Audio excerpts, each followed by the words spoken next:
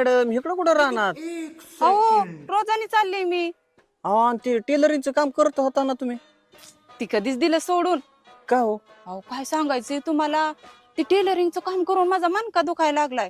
डोळ सुद्धा बारीक झाले ते, आणि बाया काय त्याच्यात वेळेवरती पैसे देत नाहीत. आणि आपण पैसे मागाय गेलं की त्यांनी म्हणायचं या 2-3 दिवसांनी. अहो 2-3 दिवसांनी गेलं की त्यांनी म्हणायचं हिथं दिलं झालंय तिथंच आवाळ झालंय. अहो फोन करू करू बायांना कट्टाळा आला. अहो काय सांगायचंय तुम्हाला, काहींनी तर उधाऱ्या पण बुडवल्या. त्याच्यापेक्षा हे काम चांगलं ना हो, घरी आणून पैसे देते ती. अहो एवढंच नाही, निघायला गाडी, घरी सोडायला गाडी. आणि त्या टेलरिंगच्या कामात मला जेवायला सुद्धा टायमिंग मिळत नव्हता. पण आता मी 3 टायमिंग पोटभर खाते यावं.